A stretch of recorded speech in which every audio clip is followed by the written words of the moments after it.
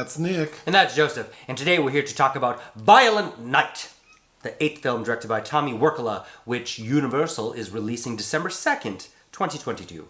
Do I know any of Tommy's films? You might have seen at least one of his Dead Snow movies about the zombie Nazis, which I know have their fans, but I think the conceit is more entertaining than the actual films themselves. He's from Norway, of course. Directed What Happened to Monday, where Noomi Rapace plays septuplets, I believe. He might be best known in the U.S. for his big-budget film Hansel and Gretel Witch Hunters from 2013, which I remember really not liking. So my expectations based on his past filmography were quite low. I'm torn with this film because there's a component of it I really thought was excellent, and then there's a portion of it that I think is kind of mediocre. Sure. Overall, I guess I enjoyed it. Like if I paid to see it on a Friday night, I would not be disappointed. So I guess that's good. Yeah, again, I second that. I think that there are some really strong elements, namely David Harbour as good old Saint Nick. And a couple other of the peripheral characters I might have liked more than you did even. But I think it's missing something that could have made this feel as zippy as, say, the Dennis Leary-led The Ref. Okay, the basic story is Beverly D'Angelo plays this super rich lady named Gertrude. Gertrude Lightstone. And we're not quite sure how she made this money, but we're told she's powerful. We're also told that the U.S. government gave her $300 million in cash at some point to distribute to like foreign entities to grease the pole. We don't know. I think they say all the worst people in the Middle East or something like that. Something, but she stole that money. She kept it. So she lives in Connecticut in what we're told is the most secure private residence in the country. Compound. And she has this $300 million in a safe. So it's Christmas Eve, and her family comes to spend the holidays with her. And that consists of her adult daughter and her adult son. Mm-hmm. The adult daughter... Alva, played by Edi Patterson of The Righteous Gemstones. She's there with her teenage son and her boyfriend, played by Gingerbread. And then her son, Alex Hassell. Mm-hmm. I only remember his name because I think he looks like Robin Givens.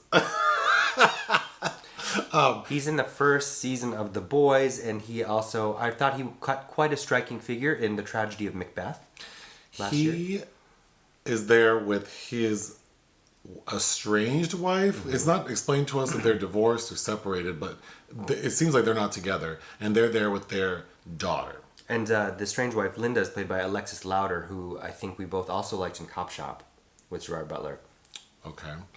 Oh, that's her? Yeah. Oh, I did like her in Cop Shop. Uh-huh. And I think she's probably the strongest non-David Harbour person in this movie. But they're all there. And John Leguizamo shows up to steal the $300 million.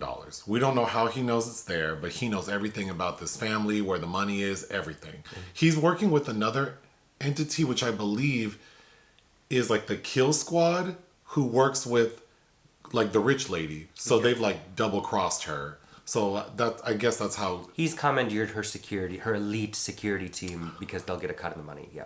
So now the family's being held hostage, but we live in a world where Santa Claus is real. And Santa Claus is played by David Harbour. Mm-hmm. We meet him at a bar, drunk, and he's over it.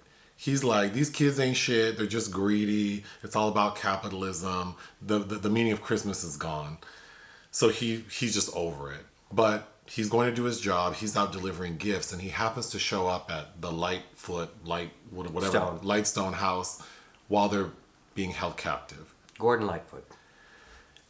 And he gets stuck in the house because his reindeer are startled and fly off. And whatever magic he uses to get in, I'm tapping my nose because he taps his nose and then he goes through the chimney. For some reason, it's not explained. It's not working. So he's stuck in the house. And the little girl... Trudy. Gertrude, she's named after the mother. The grandmother. The grandmother. She was given a walkie-talkie and told that she can talk to Santa Claus because she was upset that she was told Santa Claus didn't... Like she didn't get to write Santa Claus like a letter. She didn't get to see him at the mall. Or see him at the mall. So she's talking to Santa Claus on the walkie-talkie, and then guess who finds the walkie-talkie? Santa Claus, and he puts it on the right channel to communicate with her. So the bulk of the movie is Santa Claus and this little girl communicating via walkie-talkie, taking down the bad guys, a la Home Alone.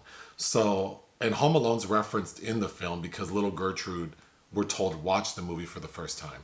So a big portion of the film feels like if you mix John Wick and Home Alone. Sure. The bad guys do get away with the $300 million. But in the process, Santa Claus has killed like several many people. And he chases down the John Leguizamo and the other people who took the money. And there's a final showdown. John Leguizamo's killed, but so is Santa Claus. But it's the little girl believing in him and convincing the rest of her family that Santa is real, and them all acknowledging like, yes, Santa is real. It's that brings him back to life. And then now his Christmas spirits are back, and he goes off to finish delivering gifts. To children on the nice list. Children on the nice list. The end. Mm-hmm. Again, David Harbour, I didn't recognize him as we were watching, and then I realized he's the guy from Stranger Things. And many other things, but yeah. I thought he was perfect, yeah, because the backstory for his character is that like 1100 years ago or whatever, he was like a Viking type warrior, but like a really bad guy. Nicodeme the Red, I think he said. Like a Genghis Khan kind of person. Like he had what he called the Skull Crusher, which is like Thor's hammer. And he would decapitate fools with this thing. So he was a very evil and competent killer. And it's never explained how or why he made the transition to be Santa Claus, but he does. He's perfect because he's very believable as the warrior, because he's kind of built like he's a good looking guy and he has tattoos all over, but then also as Santa Claus, he reads as kind of jolly. Yeah. It works much better for him than his stint as Hellboy in the Neil Marshall version. Oh, he was Hellboy? In the last version, that was kind of a big flop. But I didn't realize that. A lot of things. He always plays somebody kind of cantankerous, though, like in End of Watch, if you remember that film as well. But I think that he's well suited for Santa Claus. But the writing of the family... it's written by the Sonic the Hedgehog writers, Pat Casey and Josh Miller. And I think that's... Because it kind of... The beginning is a little bit crunchy, dealing with this the extended family at this compound. And I like Beverly D'Angelo, and it's nice to see her popping back up again. You can see her opposite Sigourney Weaver in The Good House as well. But her casting, obviously, from all the National Lampoon's films, including that Christmas movie, I think makes her kind of a unique flavor. But the writing really isn't strong enough for her or the other family members. No, and it's weird because Beverly D'Angelo's character, she's supposed to be like hell on wheels, and she has a few funny lines. Like her granddaughter's named after her, Gertrude, but the little girl says, "Oh, people call me Trudy," and she goes, "Trudy's a name for a whore," like right in front of the little girl. So she has lines that are, because she's talking really badly about these kids right in front of them. Her granddaughter and her grandson. Her grandson, whose name is Gertrude. Because they want to suck up to her because they want to be in her good graces.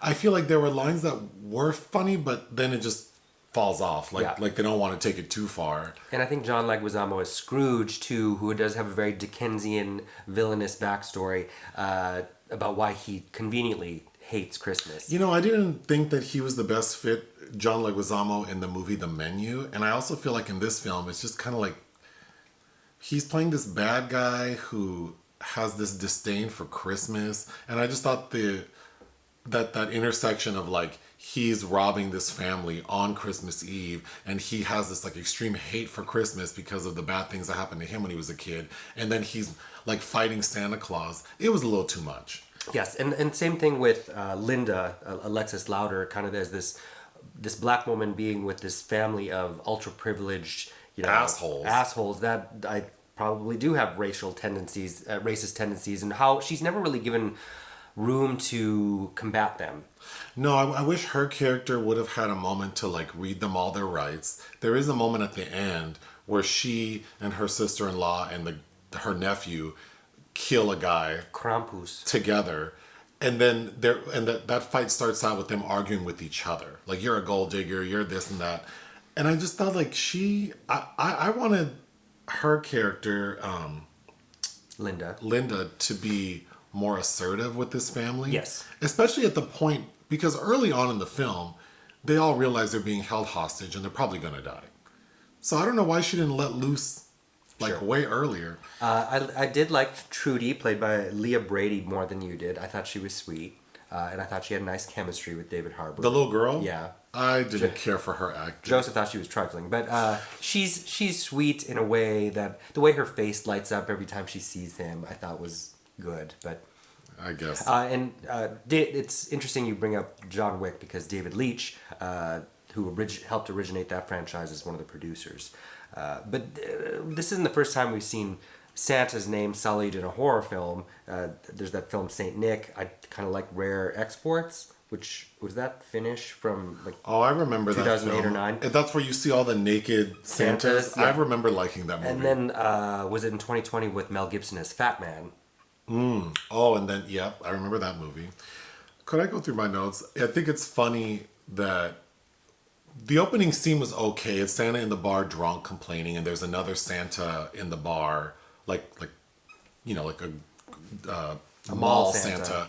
And he feels bad for Santa because he's like, I hate seeing a fellow Santa so upset.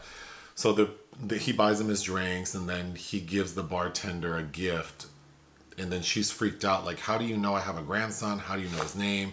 And then Santa goes to the roof, and the bartender runs up after him and sees him take off on his sleigh. So, of course, she's like, oh my God, Santa's real. And then because Santa's drunk, he vomits, and the vomit falls on her. I thought that was an okay start. Sure. They're in Connecticut. I didn't mention that, I don't think. So I thought Trudy was too old to believe in Santa, but you said that that's normal. I that think like that's an 8-year-old. with rich parents that care for her. Yeah.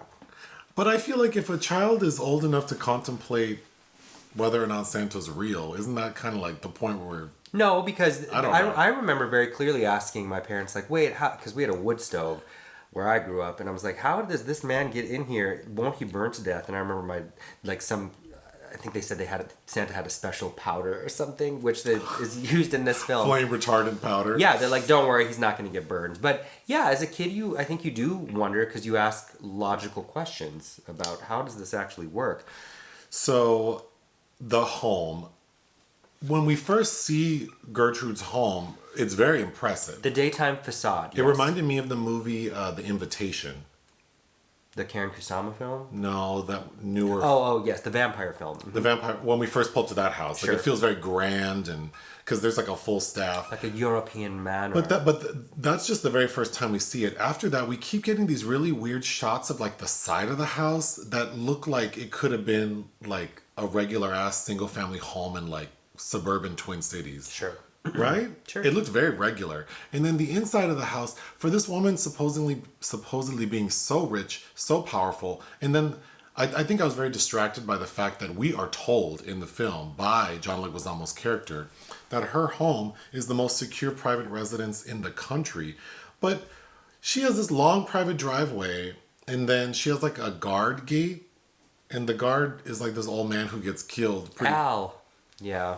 And then there's like, it doesn't appear that there's a lot of, there is surveillance because we see the control room.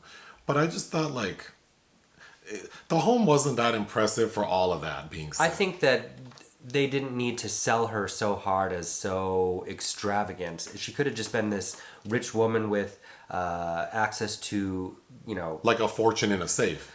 A fortune in a safe that could have been pilfered away through her federal connections. I agree. I think they tried to make it too grand. It could have just been this rich old lady living in in the forest, and someone knows that she has $100 million because they're trying to make them like the Gettys.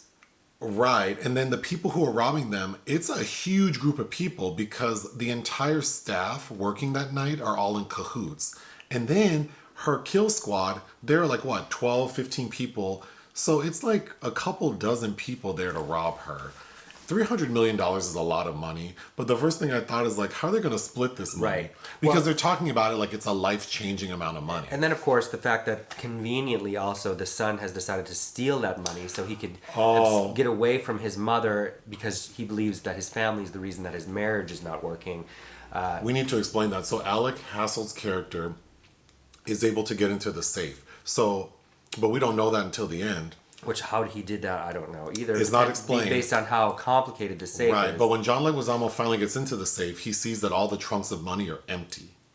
And then he gets upset and threatens to kill everyone unless they explain where the money is. And then Alex's character says, I took it. And he reveals why, which is what you said. And yeah, I was like, what? How? Well, also, you took all of it? You took all 312 million? He took all of it and somehow buried it. Like there's a nativity scene in front of the house, like a life-size nativity scene. And somehow, in the course of an evening, he broke into the safe, which took the bad guys with all their technology, the entire movie to open. Assuming that Alex's character had, I just don't believe that his mom would have given him full access to the safe. That bothered me. It's just doing way too much. I don't think he needed to steal that money. Well, also, why would he steal all of it? All of it? So just take 100. So the movie's called Violent Night. It is very violent because Santa is kicking ass. Well executed fight sequences. Yep. There's the very first fight scene with Santa. He ends up killing the guy by shoving like a Christmas ornament in his eye and then plugging it in. So then the guy's face like is electrocuted and lights on fire. I think the entire audience reacted to that. Yes, I thought as they did to several scenes. There's a scene where there's a nutcracker and they use that to like break someone's finger, and then of course they're saying we're gonna put your like scrotum in the nutcracker. I thought that was pretty funny. And then I also appreciated there's the moments of kind of considerable violence followed by these poignant moments where the score sails us away like it's Miracle on 47th Street. Okay, I actually like the score because it does go from like holiday. I know I like it too, but it's just it's funny that I thought it was juxtaposition funny. Because there are moments where you're like, oh, I'm feeling something after just watching that. So the Home Alone part of the movie is Trudy tells Santa, I can make booby traps. And he's like, yeah, girl, you go on and do that, but just be quiet. But she does. But when we first see it, I mean, the bad guys see her booby traps and they're like, girl, in order for a booby trap to work, we shouldn't be able to see them. They're just like, this idiot. Right. But then her booby traps do work. Oh my gosh. There's a ladder scene where like one of the rungs of the ladder breaks and like one of the bad guys falls and a nail goes through his like mandible, I guess. Mm-hmm. Then there's some like a bowling ball scene where it's knocking folks out. She puts glue on the floor and one of the bad people does some like Cirque du Soleil moves. And when they try to get off the glue, it rips off all the back of their hair. I thought that was pretty well done. Yeah. Again, some things that are like kind of excellent, and then some things that are like, oh, like John Leguizamo yelling at Santa that Christmas dies tonight. I thought that was so cool. Very Halloween kills. Although his death was pretty good because by this time Santa's magic to go up the chimney by touching his nose works. So right as John Leguizamo's about to do the final, I mean, he does end up killing Santa, but he touches his nose and drags John Leguizamo up the chimney, which rips all his like body to shreds. I thought that looked pretty cool. Yeah. And the audience reacted in kind. Another thing I didn't understand is Santa's dying. Alex Hassell's character is so useless. Yeah. I just couldn't stand that character. He's so like meek. Yeah. But Santa's dying and Santa's saying, I feel cold. And this, like, I've never felt like this before. And Alex's first thought is to not perform CPR or give him a blanket. He's like, we have to burn something to keep him warm. So they burn a bag of money. So he burns a bag of money. But that's to show that he cares more that this man lives than all this money in the bag. And then what bothered me about that is he empties the bag out and burns it. And of course the sister is like, what are you doing? He's dead. But then she goes, you burned $500,000. So then I'm like, if there's $300 million and there's $500,000 in a bag, then that means they would have needed 600 bags. Uh-huh. So how did he move all that money in one night? I'm so confused. Because he didn't. Anyhow, it was an enjoyable enough experience. What would you give it? I don't know. I think leaving the theater, I was a little more enthusiastic than you were, but thinking back at some of the things that were just flat. I agree. There's some flatness to the characters that some really great slapstick writing I think could have worked, and then incorporating some of the people that were actually cast in the film and how that might have changed kind of these dynamics. I think this could have been stronger. But well, really quickly, the better story could have just been, how did this like warrior, Viking like killer warrior, becomes Santa Claus. Or I don't even need the complete story, but it's like, where did that transition happen and why? Because we also get some lines about how things are on the rocks with Mrs. Claus, he's the one, his absconded reindeer come back with a note from her and his skull crusher hammer. That could have been the better movie. We learn how Santa turned into that, and then someone kidnaps Mrs. Claus, and he goes on like a John Wick style killing spree to get her back. I just really didn't like this whole home invasion with these corny ass family members. But anyway, what was your score? 2.5. I think because I like David Harbour so much as Santa Claus, I'm going to give it 3 out of 5. Okay. Anything else? No. Hit the thanks button. Listen to our podcast. Bye.